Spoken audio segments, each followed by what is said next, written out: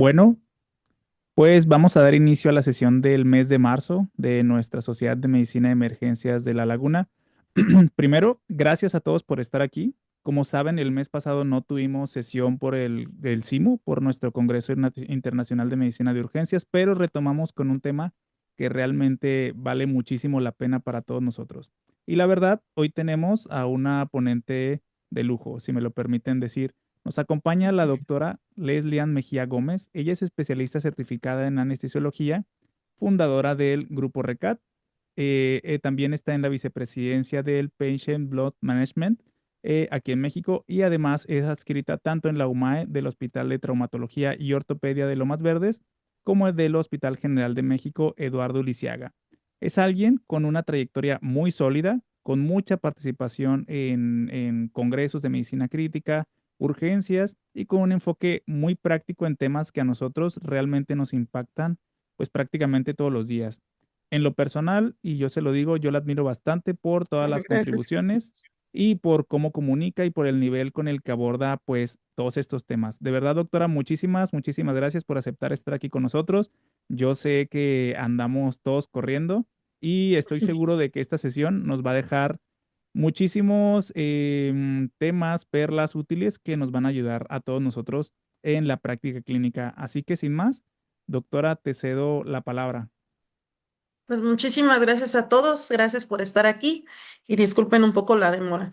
Pues esto no es un tema común, ya que la optimización de la secuencia de intubación rápida, pues ya no es como antiguamente se hacía, así como en la época de los dinosaurios, que a algunos de nosotros nos tocó todavía que tuviéramos.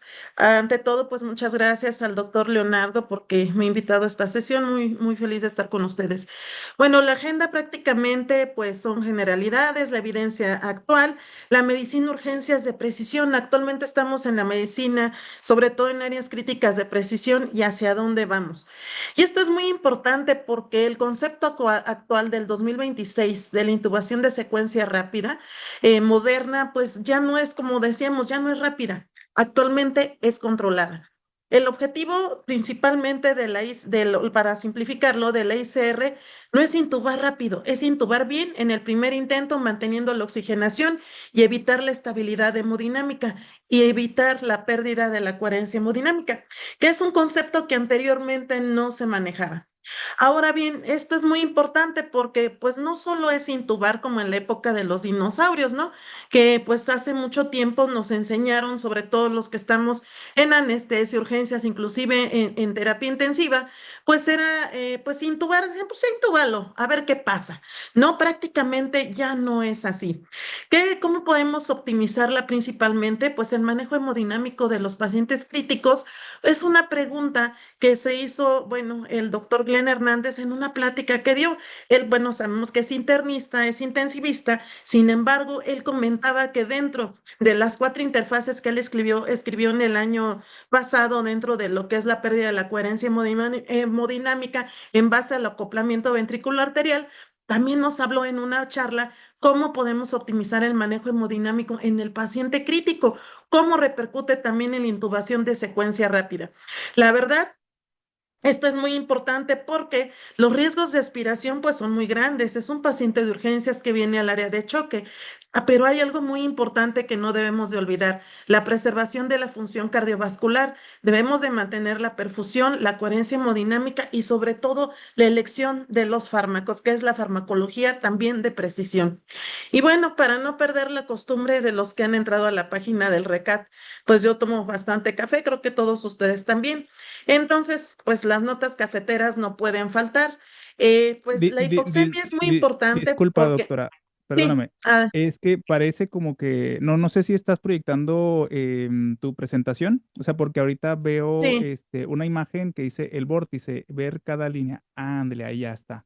a ver, vamos a empezar. Ahí Creo ya que ahí estamos. está. Sí, ahí ya Sí, estamos una viendo la disculpa. agenda. Sí, no, adelante, adelante. No pasó nada. Ya regresamos otra vez. Gracias, muchas gracias. Sí, una disculpa. Bueno, la agenda, pues ya habíamos dicho, es todo esto. para no regresarnos, pero sí quisiera que tuviéramos un término muy importante sobre lo que es la intubación de secuencia rápida moderna. Y este es un concepto que, bueno, como vemos, salió un artículo a finales de febrero y a principios de marzo sobre el concepto clave moderno, que pues prácticamente la ICR no es una secuencia de intubación, ya no es rápida, es controlada. El objetivo no es intubar rápido, intubar bien en el primer intento, manteniendo la oxigenación, como les decía previamente, evitar la estabilidad, inestabilidad hemodinámica y la pérdida de la coherencia hemodinámica.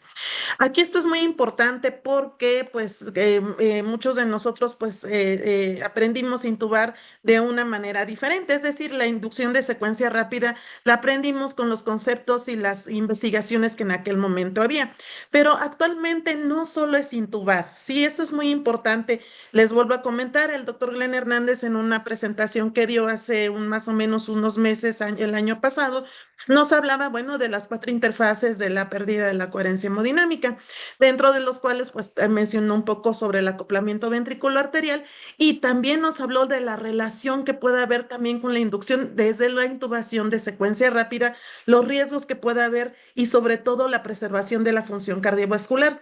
Esto lo tomé para esta clase porque esa clase me gustó muchísimo. Y bueno, pues una de las partes muy importantes era mantener la perfusión, la coherencia hemodinámica y sobre todo la farmacología de precisión. Abordando las notas cafeteras, es muy importante estos cuatro puntos, que la hipoxemia pues mata más rápido que la aspiración. Y bueno, esto es muy importante. El primer intento en un paciente de urgencias o en el abordaje de la vía aérea, el primer intento define el pronóstico. Y esto ya nos han mencionado varios metaanálisis, ensayos clínicos aleatorizados. Y la hipotensión posintubación es prevenible. Ya sabemos con lo que es el artículo que salió hace 2 años en el área también de urgencias, en el prehospitalario, inclusive en la unidad de cuidados intensivos y en anestesias que pues prácticamente la hipotensión pues es prevenible. El uso de un vasopresor temprano antes del abordaje de la inducción de la vía aérea es primordial. Más dispositivos, menos intentos. Y bien, esto es muy importante, no me voy a meter mucho, pero pues hay una gran alteración de los mecanismos homeostáticos y disminución de las capacidades adaptivas, sobre todo de los pacientes críticos que ingresan al área de urgencias o en el triage.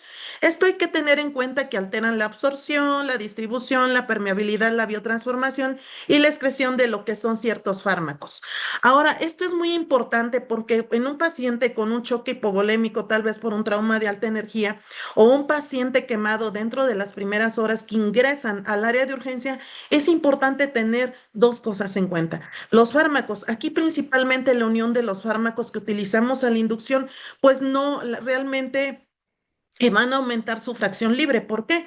Porque la mayoría de los fármacos que utilizamos en áreas críticas, pues se van a fijar a lo que es la albumina y al alfa-1 glicoproteína ácida. Estas ambas proteínas están disminuidas, sobre todo en este tipo de pacientes, en el choque hemorrágico, principalmente dado por trauma, y en el paciente quemado. Entonces, sí es muy importante determinar qué tipo de fármacos podemos ponerle a este tipo de pacientes para que nuestra fracción libre no quede, bueno, más bien no cause tantos daños.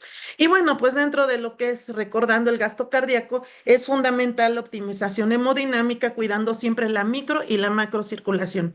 Pero, ¿qué es lo que pasa cuando nos llega un paciente a urgencias? Sobre todo, pues en estas condiciones pueden llegar, pues sabemos bien que el tipo, las condiciones del paciente a urgencias, pues no perdona, puede ser un paciente con sepsis o con cualquiera de los cuatro estados de choque, pero bueno, esto tiene un alto índice de complejidad si es un paciente obeso.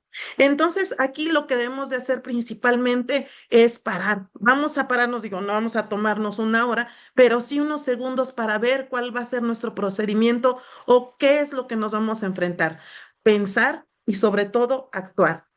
Y bueno, pues vamos a ver principalmente una ventilación difícil. No me voy a meter mucho porque ya me desvié un poco de la plática y tenemos poco tiempo.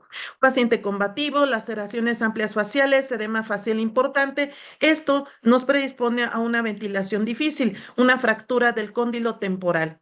Pero es muy importante que también veamos en nuestros hospitales a qué nos enfrentamos. Es muy importante ver que, sobre todo, conocer el papel, sobre todo los aditamentos que tenemos en un paciente, en este caso en trauma.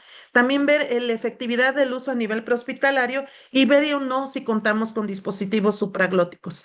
En este artículo principalmente, que es del año pasado, de septiembre, nos hablan principalmente, ya nos remarcan sobre todo del impacto hemodinámico de la intubación de secuencia rápida, principalmente los cambios hemodinámicos mediatos que hay, sobre todo porque hay una disminución de la TAM, ¿no? De la tensión arterial media, aumento del tono simpático y una respuesta compensatoria. Y esto principalmente se va a dar por el uso de bloqueadores neuromusculares, ya que la mayoría de los pacientes generan una respuesta simpática, por tanto, mediada por el dolor, por la estimulación vagal, por lo tanto, pues sabemos que hay un aumento del gasto cardíaco que nos lleva a una taquicardia.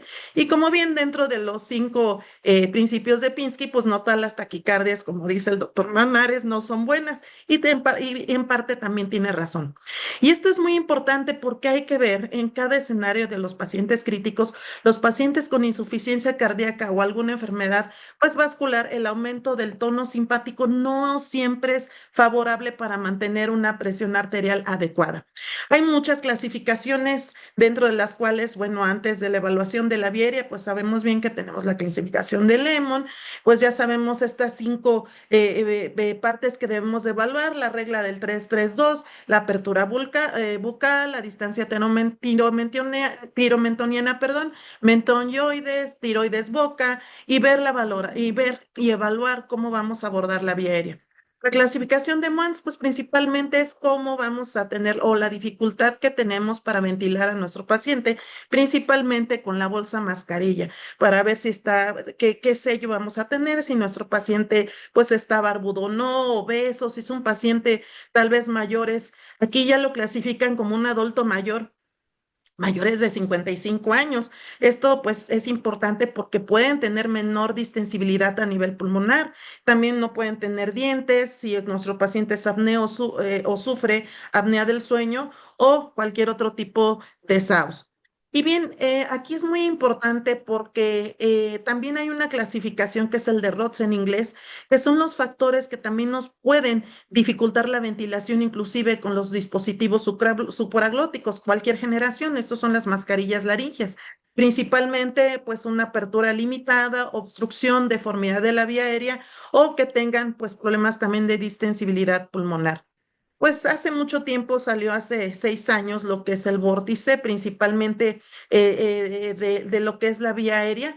Y bueno, pues esto también nos puede ayudar a ciertamente a clasificar, sobre todo en el área de urgencias o terapia intensiva o en cualquiera de estos tres campos de anestesia, pues sobre todo nos hablan de cómo vamos a cuántas veces lo tengo que intubar a este paciente o cuántos intentos, sobre todo para cambiar mi técnica de intubación o aditamento. Se supone que en este vórtice nos hablan que máximo de 3 intentos en cada línea de vida, o sea, ya sea la oxigenación, la intubación o un dispositivo supraglótico, sin estos intentos no alcanzamos el éxito, es importante que debemos de tener un cambio o el cambio de un experimentador avanzado. Sin embargo, este artículo también tuvo muchos demoles. ¿Por qué? Porque se dieron cuenta que en áreas críticas, principalmente en el área de urgencias, esto de 3 intentos realmente no tuvo buena evidencia, ya que mayor de 2 intentos, podemos, sobre todo, mayor probabilidad de muerte. Ahora bien, la intubación difícil, pues pueden ser diversos escenarios, sobre todo, bueno, cuando tenemos una compresión glosofaringea, ya sea por lesión de la vía aérea, por quemadura, alguna laceración o lesión que vaya directamente a la perdón, hematoma expansivo. Y bueno, esto es muy importante porque la mayoría de nuestros pacientes se consideran estómago lleno. Pues una de las técnicas alternativas que pueden existir, que actualmente fue también muy criticada, pero actualmente en el 2025 la técnica de Salad ha tenido muy buena evidencia. Sangrado profuso, combatividad, que realmente, bueno, la valoración de la escala de Glasgow. Y bueno, esta es otra escala, que es la de Obis, principalmente, pues nos habla si está gordito, si tiene barba, si realmente tiene falta o pérdida de alguna pieza dentaria, SAOS, y también predispone mucho la edad. Y bueno, dentro de la técnica de Salad, pues realmente pues nos dice que aquí debemos de tener una cánula de aspiración continua en caso de que tenga vómito. Aquí sí nos recomienda el uso de un videolaringoscopio. En caso de no tenerlo, sí debemos de hacer una estabilización bimanual por dos operadores y bueno, con nuestra hoja curva, con una hoja Macintosh número 4 y se recomienda lo que es el mango corto. Ahora bien, como yo siempre he dicho, bueno, en anestesia decimos que el Fenta 50 microgramos no se le niegan a nadie, digo, por algo tenemos la fama, pero sí es muy importante que aquí el buggy es el mejor amigo, sobre todo de la vía aérea. Nunca debe de faltar un buggy en nuestra área de urgencias o en cualquier área que nos pueda ayudar a facilitar nuestra intubación. Entonces, sí es muy importante porque la técnica de Salad hoy por hoy ha tenido muy buena evidencia, sobre todo en el área de urgencias. Existen muchas clasificaciones, pues está Macocha, principalmente dada en UCI, pues nos puede dar sobre todo una clasificación de mayor de 3, predice lo que es la dificultad de lo que es la vía aérea. Ahora, algo muy importante que también dentro de las guías DAS 4 y de la Anesthesiology 2023 y las guías del año pasado del 2025 que pues se hicieron también en Critical Care que nos mencionan que aquí pues la técnica de la rampa es fundamental en este tipo de pacientes. Es más, nos mencionan también por evidencia en un metaanálisis que se hizo el año antepasado, en el 2024, que la técnica de la rampa sí o sí se debe de realizar siempre que nuestro paciente no los permita, siempre descartar que no tenga una lesión cervical. Esto es muy importante porque sea delgado o sea un paciente obeso, nos dice que siempre hay que poner nuestra técnica de la rampa, ya saben, la cabecera de 30 a 45 grados, principalmente una inmovilización bimanual en línea en caso de no contar con un videolaringoscopio. Ahora, esto es muy importante porque la extensión que se tuvo en la Asociación de Anestesiólogos en el 2025 también lo describe en anestesia. Es muy importante pues el uso de lo que es la rampa, ¿no? La flexiextensión, torsoelevación y principalmente esto nos va a facilitar un mejor índice de pogo ante la visualización del abordaje de la vía aérea. Ahora, esto también es muy importante porque anteriormente nos decían hay que hacer técnica de sniffing. La técnica de sniffing realmente queda totalmente obsoleta. Actualmente se nos recomienda lo que es la técnica de la doxiflexión o la técnica de lo que es la rampa, principalmente en pacientes obesas, embarazadas. Inclusive en ese metaanálisis se dice que todo paciente de emergencia, delgado o de cualquier tipo de clasificación, se debe poner siempre y cuando el paciente lo permita. Es importante para todo esto valorar el índice de choque, como ya lo sabemos, es un marcador de hipoxia tisular con una gran sensibilidad y una especificidad un poco baja. Sin embargo, pues ya sabemos el clásico, el modificado, el índice de choque de frecuencia cardíaca sobre la tensión arterial sistólica es muy importante. Un índice de choque mayor de 0,9, pues quiere decir que tu paciente algo estamos haciendo mal. Es importante siempre tenerlo en cuenta, principalmente en los pacientes con trauma. Y bueno, en este estudio que se hizo en el año 2023 en el departamento, bueno, en el área de urgencias, en el triage, nos hablan principalmente de un paciente con trauma que ingresa. ¿Por qué lo menciono? Bueno, fue un tema bastante controvertido, resucitar antes de intubar. Actualmente todo lo que son hay paradigmas que han cambiado. Entonces, realmente, ¿qué es lo que nos habla este artículo? Nos hablan que ante un paciente con una hemorragia crítica, pues sí, hay que obviamente asegurar siempre tu vía aérea, ya lo sabemos de acuerdo a la TLS, el ABCD. Sin embargo, también nos habla de algo muy importante, que hay que resucitar muchas veces antes de intubar, disminuyendo sobre todo lo que es la mortalidad. Digo, todo esto hay que hacerle de una forma secuencial y rápida. Sin embargo, pues también fue un artículo muy criticado siempre y cuando por los atelecistas, que también en cierta manera nos ponen en desventaja, sobre todo porque el abordaje de la vía aérea es fundamental. Eso sí, tenemos que asegurar como primer paso la vía aérea. Sin embargo, posteriormente nos menciona que sí debemos de hacer una resucitación previa en caso de un paciente con trauma. Y bueno, en este estudio principalmente nos habla, y esto se hizo sobre el índice de reserva de oxígeno, principalmente en el área de quirófano, traspolado al área de urgencias, es muy importante siempre tenerlo en cuenta. Es una utilidad de alerta temprana, sobre todo en la desaturación del paciente quirúrgico, en este caso de urgencias. Algo muy importante. sobre todo en el paciente con trauma. Y esto, como les vuelvo a mencionar, traslado a urgencias, el tiempo de apnea tolerable que se hizo en este estudio en trauma, pues debe ser la intubación, debe ser menor de 2 minutos. ¿Esto por qué? Porque se asocia a menor mortalidad con una tasa mejor de éxito a la intubación del primer intento. ¿Esto qué quiere decir? Que aquí principalmente tiene que ver mucho el operador. Es muy importante porque pues muchas veces en urgencias pues la mayoría de sus pacientes vienen pues son pacientes críticos. Sin embargo, pues sí se ha visto que al inicio del R1 pues sí aumenta mucho la mortalidad, sobre todo porque el índice de reserva de oxígeno principalmente pues va a estar más disminuido. Hay que tener en cuenta los 5 principales riesgos que podemos presentar: la hipoxemia, la hipotensión, la acidosis metabólica grave, la insuficiencia ventricular derecha y el broncoespasmo grave. Y esto es muy importante porque, pues luego, ¿cuánto tiempo podemos ventilar? Acuérdense que ya una ventilación previa, pues prácticamente ya no es muy usada, principalmente por la disfunción del ventrículo derecho y sobre todo en pacientes cardiópatas o pacientes con un choque cardiogénico, pues los aumentos de la presión intratorácica dan, pues como resultado, presiones vasculares pulmonares, aumentadas. ¿Cuál es la evidencia? Desde el 2025, pues es muy importante, sobre todo el índice de reserva de oxígeno, que el éxito al primer intento, pues va a disminuir la hipoxemia perintubación. Con este estudio que se hizo también nos habla sobre el uso de los fármacos. El rocuronio hay que utilizarlo a dosis baja, no que yo luego ponemos hasta 100 de rocuronio, que realmente, ¿cuál es la evidencia que se tiene para poner un ID mayor de 95? Realmente no tiene ninguna evidencia poner dosis altas. Actualmente la estrategia es un rocuronio que es para secuencia rápida a dosis bajas.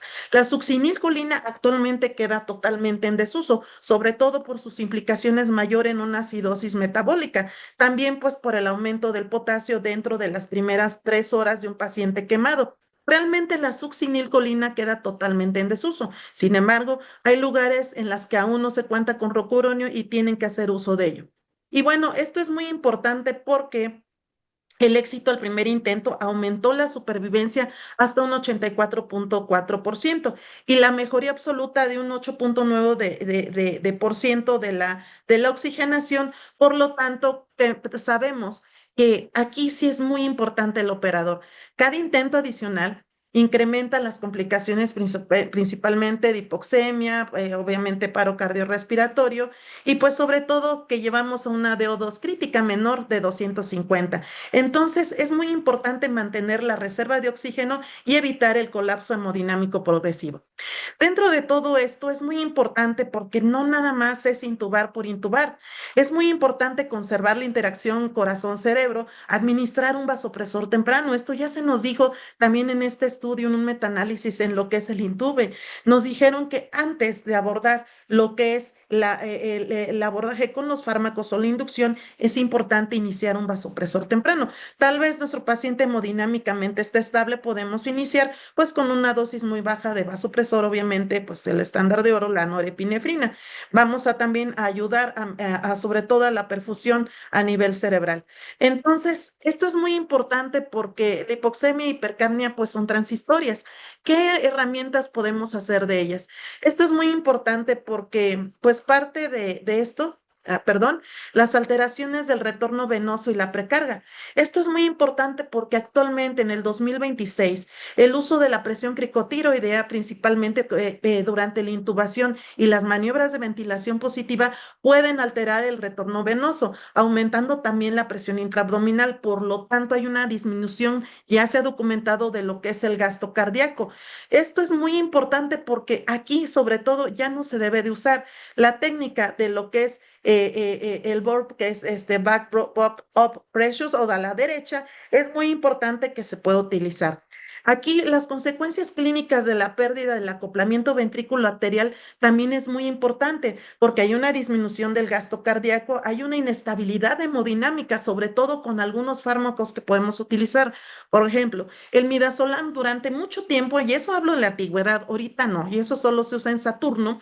El midazolam lo usaban anteriormente mucho en el área de urgencias para intubar porque no contaban con otro fármaco. Sin embargo, se ha visto que el midazolam no se no es un inductor, es una benzodiazepina que tal vez se debe utilizar para ciertas sedaciones y no en todos los pacientes. Entonces, realmente el midazolam no es un inductor para que podamos intubar. El fentanil siempre lo debemos de utilizar, siempre hay que utilizar un opioide para la inducción y para sobre todo la analgesia de este tipo de pacientes. ¿Por qué? Porque se han visto que las consecuencias clínicas de la intubación de secuencia rápida o la alteración del acoplamiento ventrículo arterial puede llevar principalmente a una hipotensión persistente, a una gran disfunción ventricular que no mejora siempre con el uso de un vasopresor. Entonces, sí es muy importante porque sobre todo la regulación autonómica al momento de utilizar un bloqueador neuromuscular puede dificultar la respuesta cardiovascular al estrés y a la hipotensión. Dentro de lo que son el modelo de las 4 interfaces, que ya no es tan nuevo, ya tiene un año, pues por el doctor Glenn Hernández y Eduardo Catán, que es un anestesiólogo intensivista, pues prácticamente tomando el modelo, el artículo anterior nos habla sobre todo de lo que son la reanimación de choque, sobre todo de las 4 interfaces.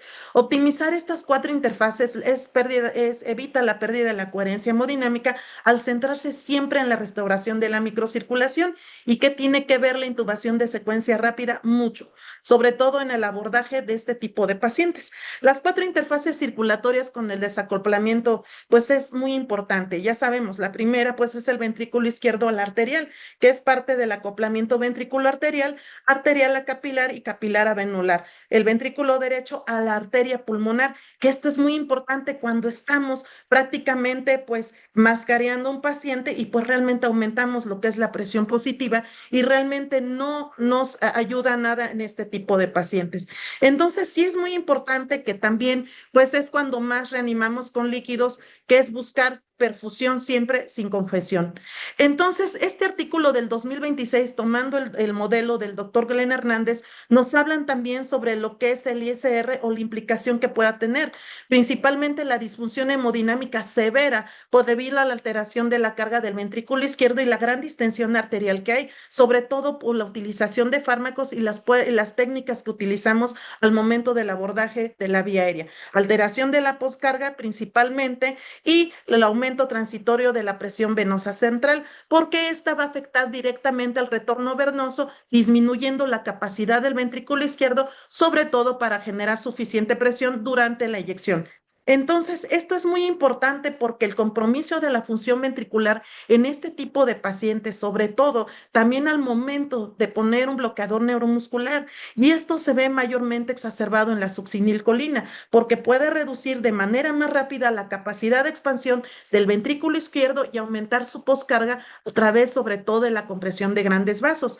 Entonces, es por eso que actualmente nos dicen que hay que disminuir lo que es la dosis a un ID 95, disminuir la 45, el uso de lo que es el rucuronio. Entonces, no es necesario poner mucho relajante o medicar mucho relajante muscular a nuestros pacientes, un bloqueador neuromuscular, que es lo correcto.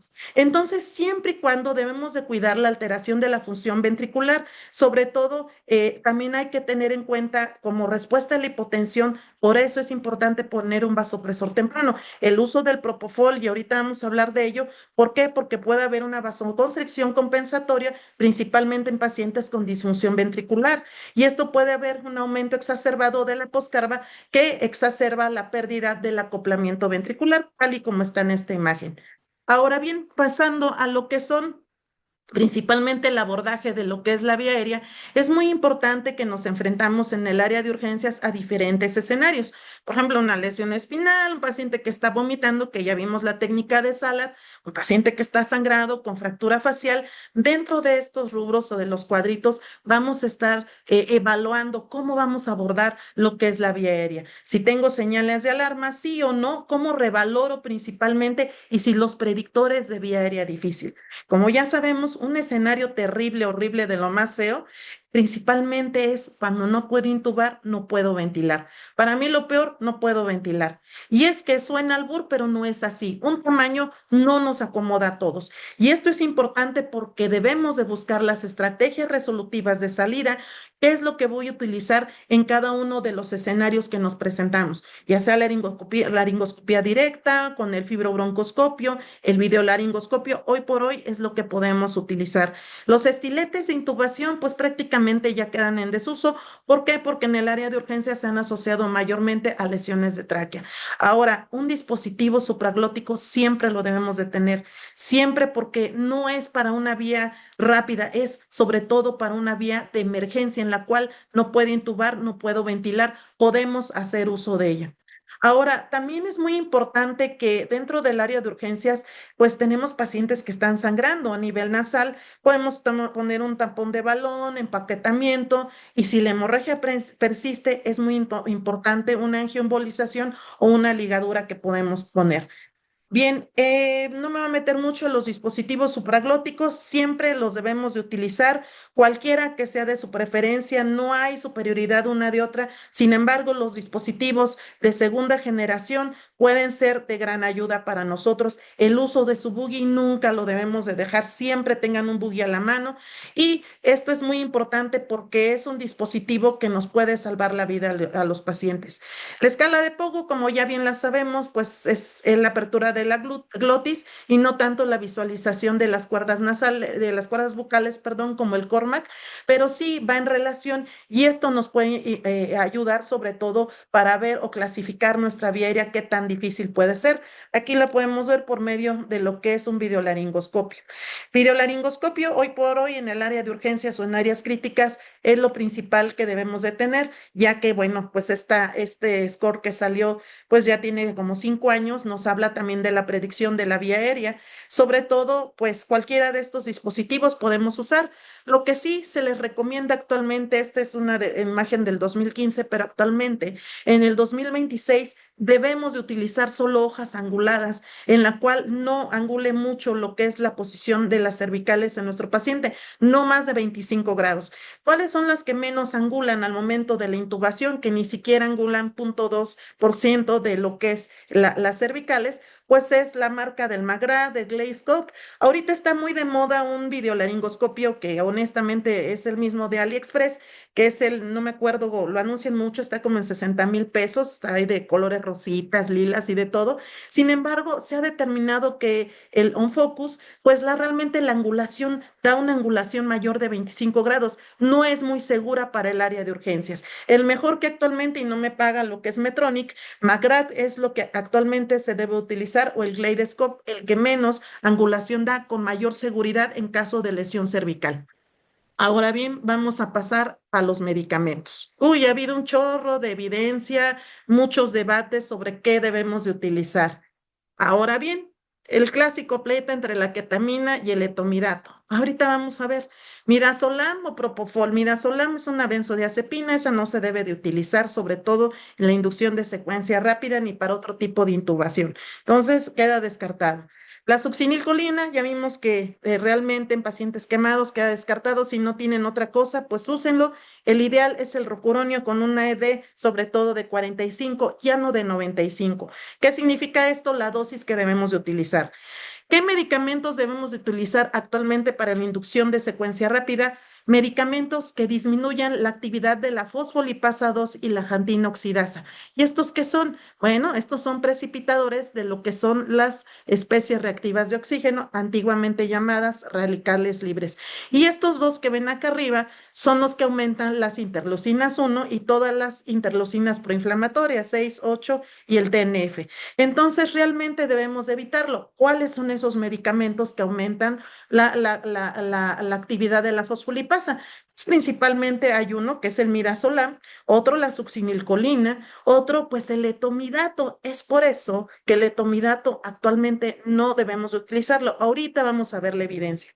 Ahora, el objetivo del uso de la intubación de secuencia rápida actual es prevenir el colapso energético, optimizar la capacidad celular aún potencialmente que nos pueda servir, reducir los requerimientos, sobre todo metabólicos de oxígeno, evitar sobre todo el DO2 crítico, que es abajo de 250, y preservar sobre todo la estabilidad hemodinámica.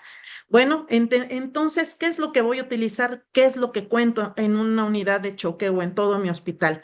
¿Qué es lo mejor? pues ya se hizo desde hace como 5 años el debate entre la ketamina, que el etomidato.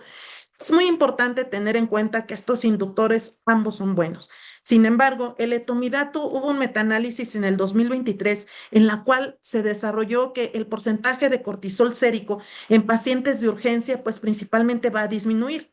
Y es que aquí una parte muy importante del etomidato es que tiene dos vías de metabolismo, lo que es la 11 beta hidroxilasa y la 17 beta hidroxilasa. ¿Qué es lo que pasa con estos metabolitos? Principalmente van a causar mayor aumento de la aldosterona y mayor aumento del cortisol, relacionado principalmente con lo que son las citocinas proinflamatorias. Entonces, sí es muy importante que en este artículo del 2025, 12 de cada pacientes de urgencias o de alto riesgo, pues que recibieron etomidato aumentó la probabilidad de desarrollar insuficiencia suprarrenal, que esto principalmente se vio mucho en el paciente con sepsis y en el paciente con trauma grave. O sea, no hay que utilizar etomidato en estos dos grupos de pacientes. Sin embargo, en pacientes con choque cardiogénico, con que tenga un paciente tal vez tamponade cardíaco con que comprometa lo que es el ventrículo derecho, se puede utilizar con mucha confianza lo que es el etomidato.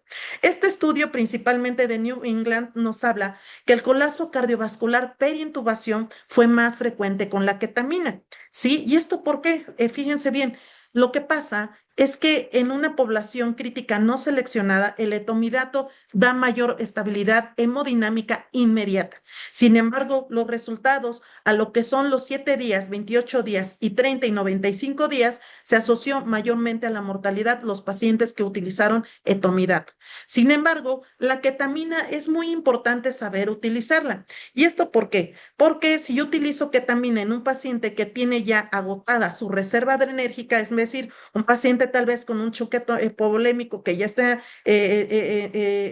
bueno, en grado 4, pues realmente ya realmente no tengo ninguna reserva, o en un paciente quemado con más del 60% de su superficie corporal quemada, ya no hay una reserva adrenérgica. Y esto es muy importante porque aquí sí la ketamina puede llevar a ser un efecto deleterio contrario. Entonces, el etomidato aquí sí está indicado. Bueno, ya en nuestro país no tenemos ni ketamina, pero bueno, que realmente hay que saber la evidencia. Este artículo de marzo del 2026, no hay un ganador absoluto. También la Sociedad de Medicina Crítica de Estados Unidos nos hablan que no hay un ganador absoluto. Sin embargo, es importante que la ketamina de inicio durante la intubación, actualmente con la idea que tenemos, no es ni siquiera la más cardioestable. Sin embargo, sí hubo mayor colapso cardiovascular mediato con la ketamina y disminuyó en el etomidato durante la intubación de secuencia rápida. Sin embargo, el etomidato sí está mayormente relacionado con la mortalidad en este metaanálisis que también acaba de salir el mes pasado. Sin embargo, nos hablan aquí que el propofol puede ser seguro. Ya sabemos con todo lo que es la disminución de la contractilidad a nivel del miocardio, la venodilatación, que disminuye el retorno venoso, pero esto se puede evitar con el uso de un vasopresor temprano. Si es que tienen etomidato y propofol, se prefiere mejor el propofol, aún así con sus repercusiones hemodinámicas. Hay que valorar en qué tipo de pacientes podemos utilizar. Propofol versus ketamina en intubación de secuencia rápida, pues realmente, pues sí, hubo en este tipo de pacientes, sobre todo en urgencias, que realmente la ketamina se asoció a mayor mortalidad, contrariamente a lo que se nos decía anteriormente. Sin embargo, el propofol pues tuvo mayor supervivencia siempre y cuando se use primeramente un vasopresor temprano para dar una buena estabilidad hemodinámica. La dexmedetomidina solo para sedaciones posteriores. Sin embargo, la mayoría de los pacientes recién intubados no es efectivo como monoterapia. Vemos toda la evidencia abajo. Sobre todo, ¿por qué? Porque pues principalmente va a haber mayor bradicardia, hipotensión, bloqueo cardíaco, disfunción ventricular, pacientes embarazadas, pues es un riesgo de categoría C. Y bueno, en pacientes recién intubados no se recomienda ponerlo porque hay que usar pues otro segundo fármaco para poder sobre todo mantener hemodinámicamente a nuestro paciente. ¿Cuáles son las recomendaciones actuales para llevar en casa? Pues el cambio del respecto a la intubación de secuencia rápida clásica a la actual pues es muy importante hacer el uso de la ventilación invasiva. Unas cánulas de alto flujo siempre se deben de utilizar ya que disminuye lo que es la disminución de reserva de oxígeno, aumenta la reserva de oxígeno en este tipo de pacientes y ayuda a retrasar la desaturación. En caso de no contar en el área de urgencias, podemos hacer uso pues tal vez de unas cánulas nasales, pues ya pues es menos la oxigenación, pero se puede usar una mascarilla también. Se recomienda siempre el uso de videolaringoscopio en conjunto con un buggy. En caso de no tenerlo, también nos recomiendan una hoja. Aquí se hace énfasis de una hoja tipo polio, si pueden utilizar una 4 con un mango corto. Nos dice que en caso de escenarios que pues realmente no hay muchos recursos, la presión cricotiroidea realmente no se recomienda de rutina, no reduce la aspiración y puede dificultar la vía aérea. La técnica de Burp actualmente se puede utilizar. Y esto es muy importante, sobre todo un soporte de vasopresor profiláctico antes de la inducción en pacientes con alto riesgo. Y pues ya sabemos que los líquidos no hay beneficio alguno que le estemos pasando carguitas.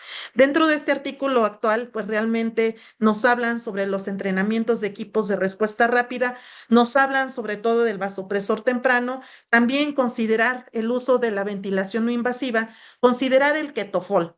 El ketofol es buenísimo, realmente nos da las bondades de la ketamina y las bondades del propofol a la inducción. Se puede utilizar, no hay ketamina, no usen por favor el de vía veterinaria, ya que la concentración es distinta y podemos causar mayor colapso cardiovascular. Entonces, pues ojalá regrese la ketamina, no en todos los escenarios. Sin embargo, también hay que evitar lo que es opioides como el remifentanil, que realmente está más asociado a tórax leñoso. Utilicen siempre un opioide. Realmente el midazolam no causa analgesia ni nada. Utilicen un opioide siempre de fentanil. No utilicen opioides de bases débiles como el tramadol o la bupre, que sí me ha tocado ver que luego lo utilizan. Realmente no. Vamos a utilizar un opioide para evitar también un colapso cardiovascular. En caso de no contar y en un escenario muy caótico, pueden utilizar la lidocaína. También viendo, obviamente, que no tenga un bloqueo, descartando ciertas características para poder utilizarla a 1 por kilo. Entonces, a 1%. Esto es muy importante siempre y cuando buscar comprar un videolaringoscopio que no angule tanto la extensión de lo que es la cabeza, usar lo que es la rampa siempre en urgencias, sea delgado, aunque no tenga indicación, siempre y cuando no tenga lesión cervical. Todo esto nos hablan en este artículo que la verdad me encantó, siempre el uso de la ecografía para verificar sobre todo el pocus gástrico y para verificar si tu tubo está bien puesto. Ya sabemos la imagen de la doble bala, podemos ver, también verificar con el ultrasonido dentro del FATS cómo podemos ver también lo que es la vía aérea, verificar que nuestro tubo está bien insertado. Ya para terminar, pues en este estudio, ya saben, el pupus gástrico nos puede ayudar. Sobre todo valorar, esto nos va a bajar, nos va a disminuir también los índices de mortalidad y de broncoaspiración. Un estómago vacío se va a ver como un ojo de un güey, no un ojo de pescado. Sí, siempre vamos a valorar lo que es el antro gástrico, el estómago y las imágenes que podemos obtener.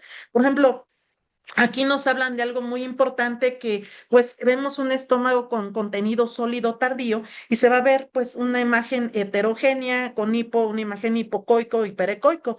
Principalmente pues podemos estar valorando qué podemos ver aquí. Aquí pues podemos ver líquido claro, principalmente vemos una imagen anecoica y el líquido espeso que vamos a ver como ciertas burbujitas o puntilleo dentro de es la valoración de lo que es el estómago. El uso del ET, pues es importante, se puede utilizar siempre y cuando aquí hay bajo riesgo, cuando el estómago está vacío, o recordar que inclusive 50 mililitros dentro de contenido gástrico te podemos tener desenlaces negativos. Esto es importante porque el ET, el uso de mayor de 1,5 mililitros por kilo dentro del antro gástrico, no debemos de utilizar ET. Sin embargo, menor de 1,5 se puede utilizar también para valorar. Por lo tanto, es un tema muy largo, pues espero haber cumplido con las perlas únicamente que podemos utilizar en áreas críticas. Lo actual de mi parte sería todo y muchas gracias por la invitación. Dejo mi correo, que nunca, casi nunca lo abro, pero mi teléfono sí, por si quieren algún tipo de evidencia, se las puedo mandar. Muchas gracias. Muchísimas gracias, doctora. De verdad. Abro también los micrófonos o pueden poner en el chat alguna duda, alguna pregunta. Aprovechen ahorita que tenemos a la doctora, a la experta, por favor. Si hay alguna duda, algún comentario también, puede ser. Aquí esperamos un minutito a ver si hay algo. Aquí con todo el gusto podemos contestar, somos todos amigos con toda confianza. Muchísimas gracias. Bueno, Igualmente en el enlace, perdón, en el enlace también pueden poner alguna pregunta y con gusto se la hacemos llegar a la doctora en algún momento, para que pueda ver eh, esa respuesta. Por aquí escribe, ¿qué hojas se usan para lesiones cervicales para intubación? Comentan. bueno, en caso de no contar con un videolaringoscopio, ya les había dicho, no me paga ninguna marca, pero sí hay que ser muy precisos. Lo mejor de videolaringoscopio que da menos angulación es el Magrato. Es buenísimo y también pues el Vivitrac, es lo único. El Lone Focus se ha visto que realmente si hay una angulación muy marcada, mayor de 25-35 grados, y realmente para un paciente con una lesión cervical no es bueno. Hojas tipo Macintosh, bueno, hay varias, podemos utilizar la más recomendable, es la polio. La polio es una hoja recta, angulada, que está como paradita. La 354 es muy recomendable en caso de no tener un videolaringoscopio, siempre con un mango corto, porque nos permite mayor maniobra. Entonces, para una lesión cervical, siempre es importante la estabilización bimanual con dos operadores en caso de no contar con un videolaringoscopio. Inclusive, si habrá que al abordaje con un videolaringoscopio también debe haber dos operadores. La hoja polio es la ideal, sí hay en México, o también la hoja, la MAC 35, que tiene una pala como más ancha, y esa también la podemos abordar sobre todo en pacientes obesos o pacientes de obstetricia crítica con lesión cervical. Excelente. Sí, muchísimas gracias. Hay otro comentario de aquí de Luz Rodríguez. Dice, entonces, en cuestión de medicación para la intubación, es administrar un vasopresor, entre paréntesis Nore, y lo ideal es administrar Propofol. No sé si esta Así es. pregunta. Ujú. Actualmente todos estos metaanálisis IECAS que nos han señalado de la guerra eterna del etomidato con el propofol.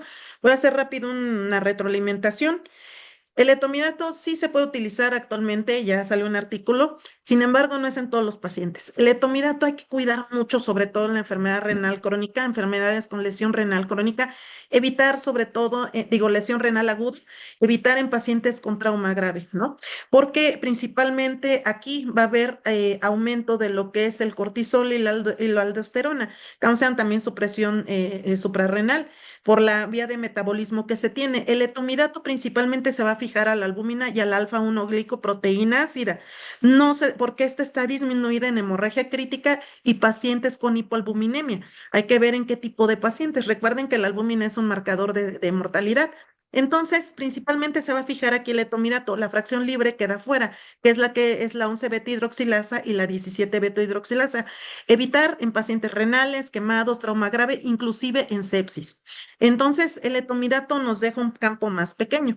La ketamina bueno, no siempre se debe utilizar.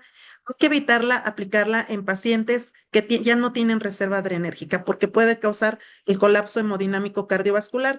En pacientes con choque séptico, pacientes con sepsis se puede utilizar. Pacientes con trauma o hemorragia crítica que ya realmente ni, o sea, tengan a lo mejor un choque hipovolémico grado 4, realmente hay que evitarla. Entonces, ¿qué es lo que debemos de utilizar? Bueno, actualmente ningún inductor es bueno. El propofol se puede utilizar, es el que mayor seguridad tiene, siempre y cuando no es un paciente con las resistencias vasculares totalmente disminuidas, pero sí se puede usar un vasopresor de inicio temprano para evitar el colapso hemodinámico. Entonces, actualmente el propofol es lo que se debe de utilizar, siempre y cuando evitar en pacientes con hipertrigliceridemia, principalmente en pacientes obesos. Pacientes obesos se puede utilizar lo que es el etomidato con mejor seguridad.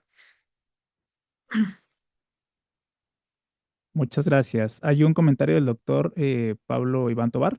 Excelente ponencia, muy completa y actualizada, con todo lo más importante para el abordaje de vía aérea en áreas de urgencias, incluyendo POCUS, estudios muy completos, totalmente agradecido por tan excelente abordaje del tema, sin duda de mucha utilidad para todos. Enhorabuena, pedazo de clase. Pues Gracias. muchas gracias, doctora. Igualmente aquí hay más comentarios de felicitaciones. Hay una pregunta que dice, ¿cuál dispositivo supraglótico es el que se puede recomendar más? Los dispositivos supraglóticos hay varios. Sin embargo, que hay el Cobra, miles, ¿no? Sin embargo, pues actualmente es, no recuerdo el nombre, el que tiene principalmente para aspirar, para que puedas hacer técnica de sala, que es principalmente para urgencias. En caso del escenario no puedo intubar, no puedo ventilar. Digo, lejos del FONA, porque a lo mejor en lo que nos tardamos haciendo la CRIC o el FONA, pues sí nos pone un poquito en desventaja. Podemos utilizar mientras para oxigenar a nuestro paciente un dispositivo supraglótico de segunda generación. No recuerdo cómo se llama el que tiene como para que tú puedas pasar ahí el aspirador y estar aspirando continuamente para que pues también disminuyamos la regurgitación y se puede utilizar. No recuerdo el nombre, pero es de segunda generación y es el que también tiene una muy buena angulación y también evita, en cierta manera, tiene un muy buen sello a nivel de la glotis. Perfecto, muchas gracias. Hay otro comentario. Dice, muchas gracias, doctora. ¿Qué nos podría comentar acerca del el famoso becuronio para la secuencia de intubación? Ya que muchas veces es Sí, lo único que tenemos en urgencia. ay, sí, sí, desgraciadamente, pues a veces no hay otra cosa. El becuronio. El becuronio, pues no es para inducción de secuencia rápida, pues ya sabemos que por su vida de acción media, pues es más lenta. Sin embargo, tiene una ventaja muy importante el becuronio. Es el más hemodinámicamente más estable, ¿sí? Y es un paciente que prácticamente vamos a tener pues varios días a lo mejor intubado. Realmente, pues el becuronio, si no hay otra cosa, hay que utilizarlo. Aquí sí se recomienda que el becuronio se pueda utilizar en dosis más altas. ¿Por qué? Porque tarda mucho, sobre todo por su vida media, pues la alcanza alrededor de los 4, 5, 6 minutos. Y en una enfermedad renal crónica, pues no, pues es mayor. Entonces, si hay becuronio, pues utilicen la inducción de secuencia rápida, tal vez aquí sí utilizando un poco mayor de dosis, tal vez de tomidato o de propofol, digo, ketamina no hay. Yo, si no tiene alguna alteración cardiovascular, por ejemplo, un bloqueo de primero o segundo grado o cualquier arritmia, y que no bueno, que no nos condicione no usar la lidocaína al 1%, aquí sí se es favorable usarla, porque esto también nos puede ayudar a una buena inducción, evitar el colapso hemodinámico y sobre todo también pues causa muy pequeña relajación a nivel de lo que es el esfínter, ¿no? Entonces podemos utilizarlo también esofágico inferior. Muy bien, muchas gracias. Igual de parte de la doctora Araceli, excelente presentación, doctora. Otra pregunta aquí también dice, ¿siempre se usan aminas antes de propofol o solo cuando las resistencias vasculares pueden estar comprometidas? Mira, depende también el escenario en que estemos, ¿no? Depende también el triage y el paciente de urgencias en la cual nos estamos enfrentando. Es muy importante ya todos los metaanálisis secas y triales también nos hablan de que hay que usar un vasopresor de inicio temprano. Digo, no vas a poner una dosis muy alta, es dependiendo del contexto en que estemos, pero sí se recomienda a la inducción, sobre todo en pacientes hemodinámicamente muy inestables, podemos hacer uso de un vasopresor temprano. ¿Por qué? Porque a veces queremos rellenar con agua, con sangre, con rezos y con todo. Queremos rellenar nuestro, sobre todo no es así. Acuérdense que ahorita hay que preservar lo que es el gasto cardíaco, pérdida de la coherencia hemodinámica y sobre todo pérdida también del acoplamiento ventrículo arterial. Ya vimos por qué. Entonces, sí es importante, de acuerdo al contexto, ver o no, valorar si realmente pongo un vasopresor temprano. Es importante porque la mayoría de sus pacientes sí lo requieren y a veces queremos rellenar todo el ventrículo, sobre todo con el gasto cardíaco, con otras cosas, con agua, sangre. Digo, sí hay que utilizarlas, pero siempre guiada por objetivos. Muy bien. Otra de la doctora Denise Lazarín. Es un comentario. Muchas gracias por la ponencia. Lamentablemente a veces solo tenemos buprenorfina, midazolam y propofol. El becuronio no lo tienen en carro de reanimación y fentanilo no nos lo sueltan en urgencias. Pues ahí son comentarios, ¿no? Para nuestras Sí, administrativos. desgraciadamente, en la mayoría de las áreas de urgencias, lo único que cuentan es midazolam, propofol, becuronio, a veces ni rocuronio hay. Realmente el fentanil es sí o sí se debe utilizar. Sé que es difícil, sobre todo pues, por todo lo que hay ahorita y sobre todo, pues que En anestesia no lo sueltan, digo, nos ha tocado de lado acá de terapia ahí en mi hospital, del área de terapia intensiva, pues siendo yo anestesióloga y tengo que ir a llorar a anestesia a que me regalen tantito Fenta para intubar un paciente, es difícil que lo tengamos. Entonces, realmente es importante considerar que en caso de no contar con Fenta, y eso también nos dice inducción de secuencia rápida en recursos muy limitados, que es como la mayoría estamos nosotros, podemos hacer uso de la lidocaína siempre y cuando no contraindique algún tipo, nuestro paciente. También nos puede ayudar. Evita el colapso hemodinámico, se puede utilizar, no es un inductor, pero como un coadyuvante con a lo mejor el propofol, el becuronio, evitar la succinilcolina, ya que esta sí aumenta la mortalidad. Si no hay otra cosa, pues hay que usarlo, el becuronio. Midazolam, yo siempre les digo, eviten el midazolam, ya que no hay ninguna condición hemodinámica que nos favorezca. Dos, el midazolam no es un inductor, es una benzodiazepina, es como si te dieran unos ladrillazos, te atarantan y ya, pero realmente ni es un opioide, ni es un analgésico, ni es un inductor, realmente es una benzodiazepina. Y que para también, ya vimos los MIMI 4, los estudios estos grandes que se hicieron, que ni para sedación en terapia intensiva, únicamente neurocríticos o pacientes con crisis compulsivas o que sean refractarias, se puede utilizar, pero ya no como una sedación, podemos decir, rutinaria, ¿no? A veces es lo único que tenemos. Sí, sí, claro. En todos lados nos presentamos ese tipo de problemas. Bueno, aquí hay otra, está un poquito larga. Dice, cuando tenemos una vía aérea contaminada por sangre o por vómito o ambos, podemos usar la técnica SALAD. Sí, aquí, bueno, ya la estoy leyendo. Necesitamos ser técnicos en el tiempo de latencia en el inductor.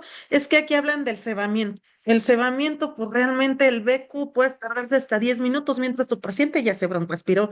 Sí, Aunque un paciente hemodinámicamente que venga con una reserva adrenérgica limitada, un gasto cardíaco, un volumen sistólico totalmente que ya no hay, pues realmente tu paciente pues ya no reacciona, ¿no? No estoy diciendo que lo hagamos. Sin embargo, hay que utilizar una ED 95 de becuronio, o sea, una dosis más alta.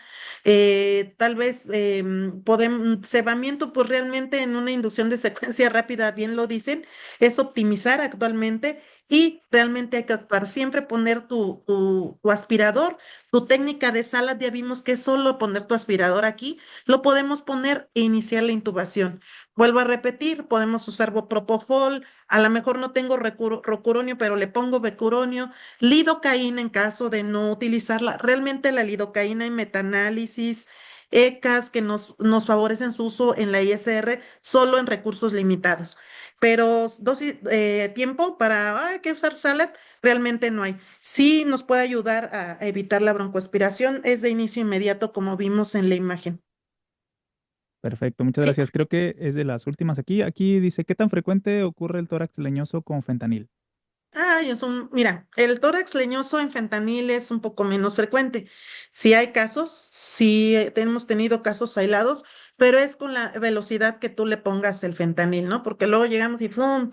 O la dosis, ¿no? Y principalmente el tórax leñoso es más común y frecuente en pacientes con enfermedad renal crónica y lesión renal aguda. ¿Por qué? Porque queda lo que es el metabolito activo afuera, que es lo que causa lo que es el tórax leñoso. Hay que evitarlo principalmente en pacientes, tipo, no limitarlo, digo, hay que pasarlo de una manera lenta, es lo que muchas veces lo pasan así, ¡fum! Y si hay mucho que hagan, se llama síndrome del tórax leñoso, pero principalmente está descrito con sufentanil, que el sufentanil solo se debe de usar en perfusión, no en bolo, y el remifentanil, que también se debe usar en perfusión, más no en bolo. Entonces, el fentanil es baja la incidencia, solo hay que disminuir la velocidad de la dosis, ¿no? Con 50 microgramos no van a causar analgesia ni un tórax leñoso. Hay que utilizar siempre una dosis de 4 para los pacientes, es decir, 250, 300 microgramos y iniciar tu intubación porque 50, 150, pues es nada, ¿no? Es como dar un café descafeinado, ¿no? Etcétera. Entonces, Mm, realmente el fentanil sí es baja su incidencia, pero hay que saberlo también utilizar. ok, aquí acaba de subir otra. Dice, en el Sí, contexto del colapso cardiovascular, desde antes de la intubación y colapso perintubación que nos comentó. Sabemos que hay que reanimar siempre. Respecto al push dose pressure, ¿qué opinión tiene, doctora? ¿Cuál vasopresor es mejor? Eh, no, pues, ay, yo, fíjense que realmente, pues la norepinefrina, ahí no hay vuelta de hoja, ¿no? La efedrina, pues ni hay, y realmente eso es cuando tenemos, disminuye levemente lo que es el gasto cardíaco, principalmente usado en el perioperatorio. La epinefrina, pues solo si no hay datos de paro cardíaco o que tengamos ahí alguna indicación precisa, pero pues el mejor vasopresor es la norepinefrina. Un error común, principalmente es que lo ponen, bueno, yo nunca había visto, a mí se me hace como, con todo respeto, como una expresión para el 10 de mayo, que lo hagan en bolos. Realmente sabemos que la norepi se debe de hacer principalmente en infusión. Obviamente, pues ya sabemos bien, y eso lo sabemos todos los que estamos en áreas críticas, si no hay una vía central, lo puedes poner por una vía periférica hasta 4 horas, ¿no? Que es el corte índex, y ya hasta que tengas una buena estabilidad hemodinámica, pues ya pones tu vía de acceso central. Sin embargo, la norepi, pues es lo ideal. La dopamina, pues no, pues ya sabemos que es como el té de manzanilla, no sirve para nada, pero puede ayudarnos en algunos contextos de la unidad de cuidados intensivos. De la Nore, pues podemos utilizarla a una dilución en base a lo que es la estabilidad hemodinámica del paciente a doble dilución, siempre y cuando pues podemos iniciar, dependiendo, revuelvo a repetir, la estabilidad hemodinámica, 0,05 microgramos. En caso de alcanzar, pues ya sabemos, 0,20, 0,25, pues considerar el inicio de un doble vasopresor como la vasopresina. Pues ya ven que actualmente en artículos pasados ya nos hablan que un paciente de urgencias o principalmente críticamente enfermo, pues ya podemos poner, nos los dijo el doctor Tebul en un artículo, hasta 0,20 microgramos ya debemos de iniciar un segundo vasopresor con el índice Excelente. de Veneri, etcétera, etcétera. Muchísimas Ujú. gracias, doctora. Muchísimas gracias. Creo que ya no hay dudas. Ahora permítame a mí.